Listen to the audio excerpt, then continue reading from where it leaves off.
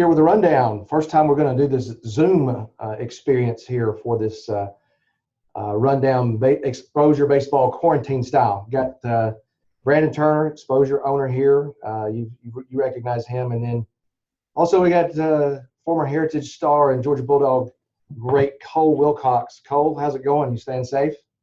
Going good. Yeah, I'm trying to stay safe. I was at home for about 2 weeks, and then I came back down to Athens, stayed in my house. So just trying to stay low. So you're back in Athens right now? I am. Yeah, okay. It was when I was back home, it was hard to find somebody to throw with every day. Carter Edge was helping me out. I come down to the facility, so I'm gonna throw with him. Right. But, other than that, yeah, my catcher from high school is working, so it's hard to find somebody consistently. Yeah. So you are getting some work down there? Yeah, I am. Our catcher's still here, and we have a bullpen catcher that's here too. Okay. So are you able to go to the field and actually use the facilities and all that right now? We've been going to the intramural fields and throwing out there. Okay. I'm not really sure what the rules are for the field. But, I gotcha. Yeah. Well, if you don't know the rules, it's okay. You can. That's true. Plead ignorance. Plead the fifth. Let's talk about your team for a minute there. You guys were really rolling and up in all the polls, and it's obvious you guys had a really good squad. Talk about what it was. I mean, I know it stung, but talk about the effect it had on you guys and on you personally. Not just because your season ended, but because the season ended with a team like what y'all had. You guys were getting ready to make some big noise. Right, yeah, it definitely hurt. We were just getting started with SEC play. We were on our way down to Florida. It was a big 1 versus 2 matchup. Everybody's looking forward to that. And we got back to the state line, and we had to turn around. Coach said that there was a 3-week delay, and that's what it was. March 29th, they were going to reevaluate and kick it back up then. And then on the way home, we saw a tweet where the World Series got canceled. And so we kind of knew it was over then, and that hurt. I was sitting on the bus with some seniors. And so just being with them, and those are guys I was pretty close to, they were hurting pretty bad. And, yeah, I mean, like you said, we had a team that had a chance to make some serious noise. And so when you kind of sit and think about that, when it kind of sunk in, it was tough. And then beyond that, last year, you almost don't even remember anything before SEC play starts. That's kind of when the season cranks up. And so just kind of being stripped of like 3 months of memories like that. We're going to go to some cool places. We're going to Arkansas, going to Texas A&M, Florida, Vanderbilt. So we were looking forward to all those. And then obviously you got Hoover and regional supers, all that stuff. It is once in a lifetime kind of things, and kind of just taken away from you. Well, I'm sure personally that, 2 weeks before it ended, you went 7 scoreless against Georgia Tech. And even the week before, I think you went like 5 innings, 0 earned runs against UMass. So it looked like you were starting to settle in. You were starting to have a big year. So obviously the team-wise, it hurt. And I'm sure even on a personal level, it hurt as well, just because you could tell that you were starting to really, really take off. No, yeah, for sure. Being back on the starters program was helpful for me, getting a routine. I'm pretty routine-based. And so I was just kind of getting into it while I was starting to feel good.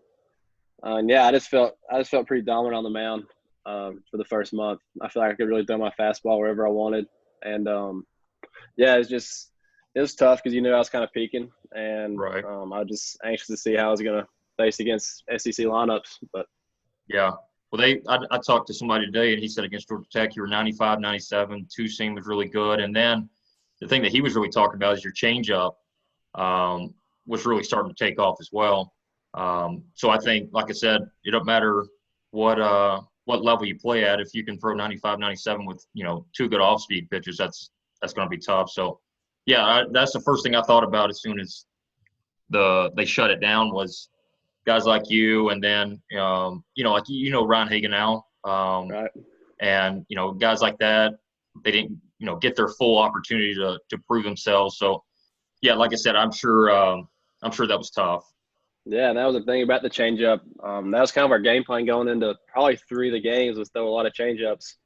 And I would the first couple innings, but then they really couldn't hit the slider for a while. They weren't seeing it well, and so we just stuck with that. And so going into SEC play, I was going to be able to use the changeup a lot more. and that was something I worked on pretty hard in the off season when I was kind of shut down and just throwing bullpens. I was really working on that. I wanted to be a weapon, and I was really comfortable with it. And so it'd been really nice to be able to show that for a couple months. But yeah, for sure. What it is.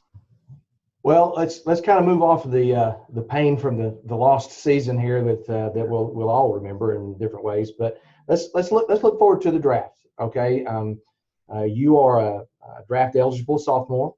The draft has been, I think it's been 5 rounds. They've made a decision to go 5 rounds with the draft.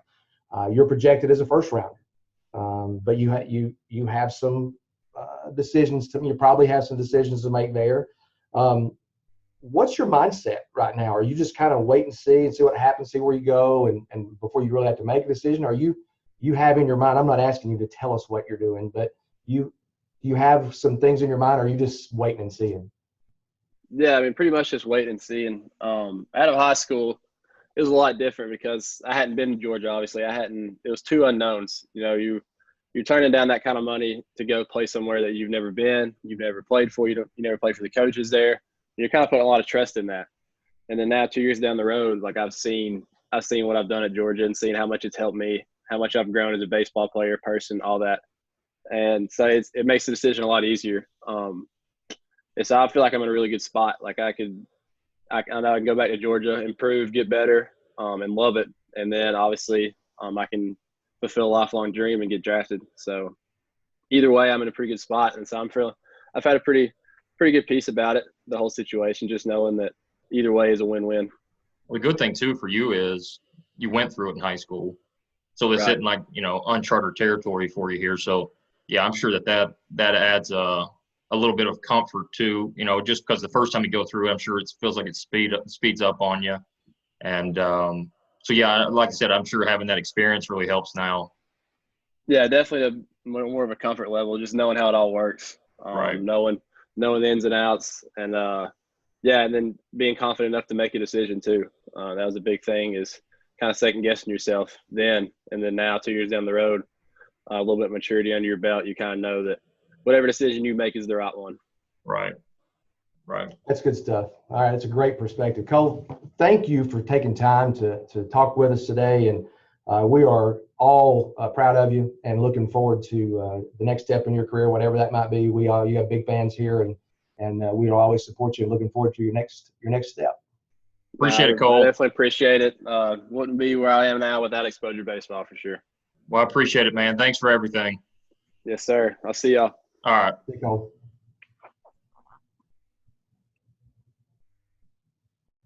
All right. That's just you and me here, sir. Now it's just the boring guys. Listen, I mean, that I've known Cole his whole life, and I went to school with his mom and dad, and so I can speak with very good authority that they don't come any better than Cole Wilcox. What does it mean to have a guy like that representing eXposure? Yeah, the thing with Cole was actually his dad ran a team when they were younger, and then that's when we started this thing.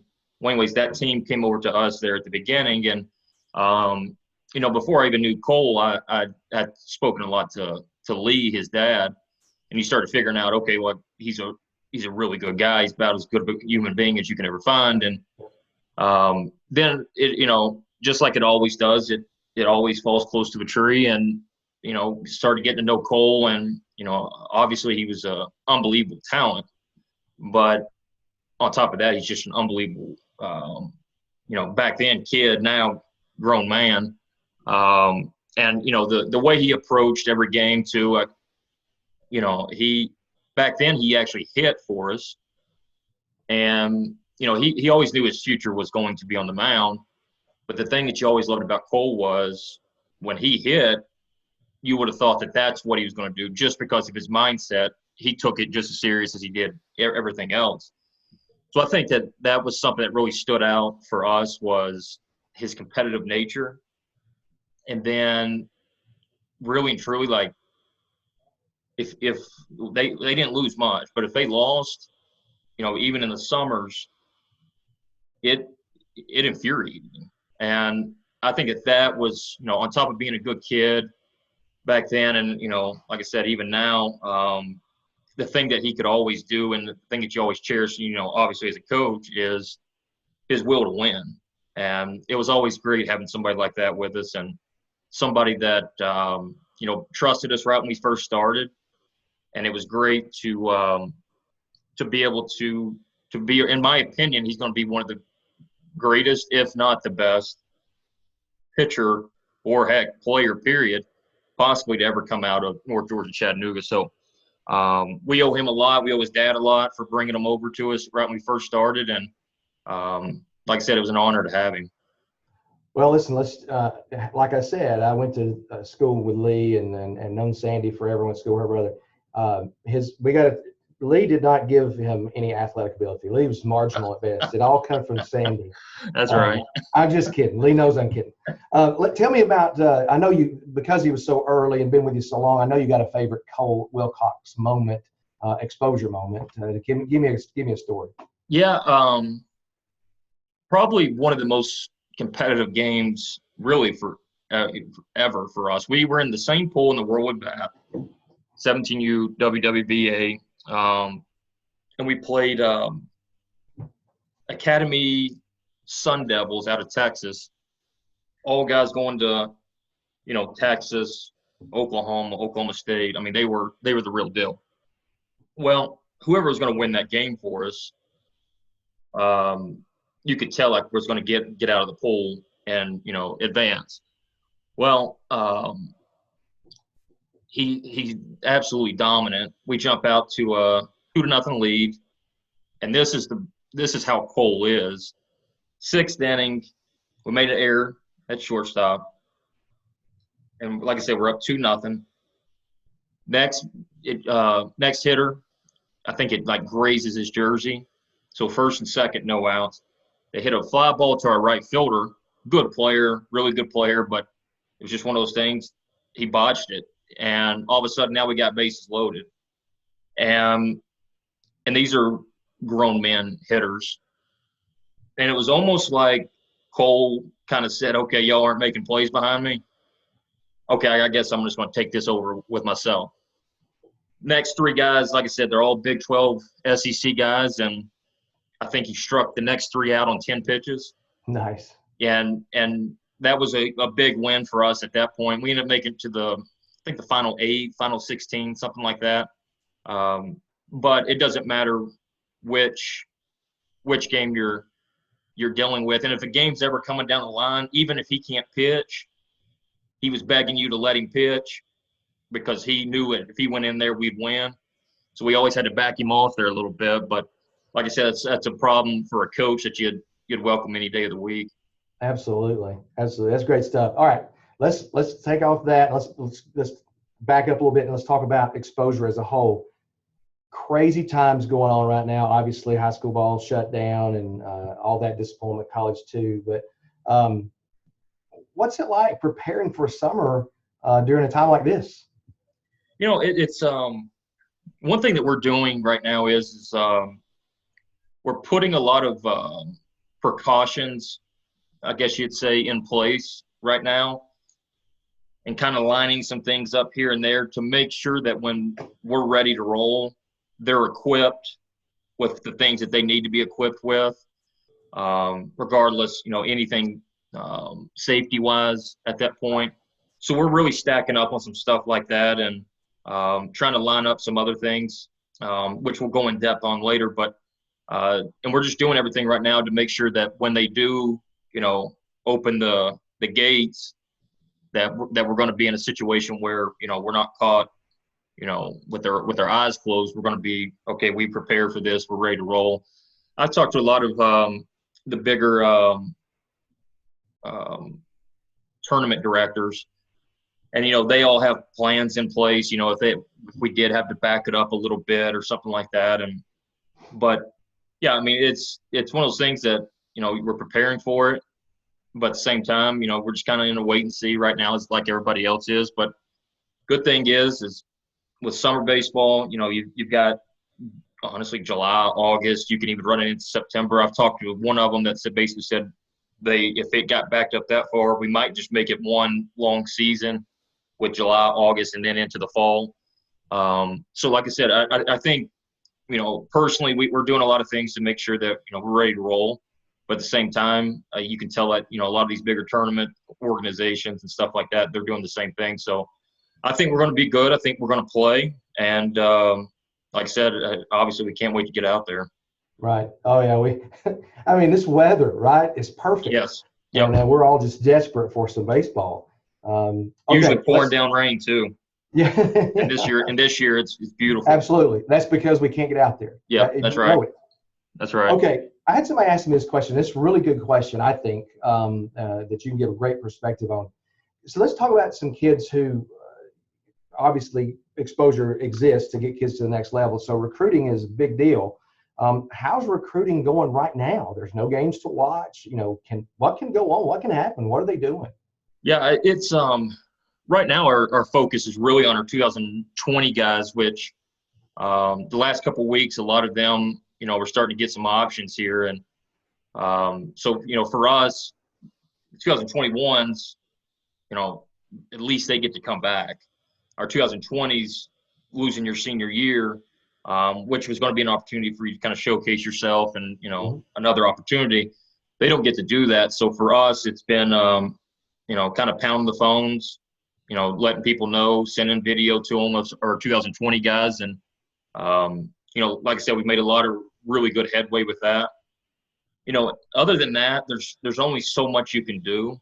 But at the same time, the thing that we encourage all of our guys to do is, and it's tough right now because you can't get on a high school field or whatever, is to make sure that you're getting work in whatever way that you possibly can, so that when this thing is opened up, we can move forward quicker. Right. Arms and stuff like that. If they're not, obviously there's going to have to be a buffer period when we do start, to where we can get arms back in shape and all that. So for us, just trying to encourage them to do as much as they possibly can. But with the recruiting side right now, they're shut down recruiting wise till April 15th. And then after that, I would say it'll probably extend to April 30th, since, we're basically in this, kind of lockdown phase here. But I think once that gets opened up, we're going to try to get, a lot of our schools come down, watch our guys as soon as we can. And like I said, in that buffer period, kind of get them some looks, and then hopefully jump into the games. Yeah, I think in a situation like this, and I'm going to ask you a question to kind of circle back on this, but I think this is what you just said. You said we're going to get some schools down and stuff like that. I think this is where the more established and well-connected summer programs have an opportunity to shine even more, because of their connections with people, and you can kind of get a school to come just to see your showcase or whatever, right. Or they don't have to run all over God's green acre to try to find something. But yeah, that's right. That's my right. question. Yeah. Go ahead. Well, no, I was just going to say, it's for us, we're in a and this, we're in a really good location because we're close to a lot of our programs, college programs, and so we're not a far drive. And then like I said, we've had a good history with a lot of a ton of schools. So there's always that good connection there. But like I said, we definitely look forward to getting this little period right here over with, and hopefully at least start doing something. Right. Well, now listen, about a month ago, or when all this started, I wrote a little blog and it talked about it's over for a lot of guys. It's over. You played your last game. You didn't know it was your last game. You played with your teammates for the last time. You never knew it. You didn't know it. Your career's ended. My career ended. We've been through all that. Some of these guys they don't have a closure like that. And I think one takeaway from all this is to play your hardest every single, even though it's a cliche, you never know when it's going to be gone. And we played a long time. We never thought about that. You just played and you got the next game. What do you think players can take away from days like this? I think you just said it. And not even players. Just the fact of everybody, like what you take for granted. I mean, I watch TV right now, and there'll be a scene where people are in a restaurant, eating, and I'm like, oh, wow, we used to really do that. And so even for people just in general, I think that kind of appreciating, what we have, because, it could always be taken from you. And like you said, it's cliche and everybody knows that, but the way America's been throughout everything, we always overcome. Everything's always okay because we're, the biggest, baddest country, out there. And, this right here is a kind of a crippling thing that, I think it was 1917, they kind of dealt with it there, but, it's nobody that's living right now for the most part ever had to deal with anything like this. So it's just uncharted territory. But at the same time, I think players need to understand, hey, like you said, you never know, when it's going to be your last game. But at the same time, even as adults, you sit there and say, okay, we probably don't need to be taken for granted. There's a lot of the things that we're taking for granted. So I think in the long run, it's going to be a good learning experiment, an experience for all of us. So, like I said, tough times, but we'll get through this and we'll get rolling here. Yeah, I mean, hey, we're all looking forward to being back out on the field. It's very strange for guys like you and me, and I'm a lot older than you, but springtime, that's baseball. Yep. We've already missed the major league opener, and colleges being said. All this stuff is just so weird. But we'll be back out there soon, and then for us, everything will be right in the world at that time. So yep, that's right. I know we're all looking forward to it. Okay, well, hey, listen, I think this has been a good thing. You and I, we're not the most tech savvy people, but we figured out how to do this Zoom thing. That's right. And Cole join us. So hopefully we won't have to do it like this very much more, but now we have the capability of doing it. It's just one more arrow we got in the quiver, right? Yeah, we're unstoppable at this point. All right, well, this is Greg Payne for Brandon Turner, the owner of eXposure Baseball. Thanks for joining us on the Rundown, and we will talk to you again soon.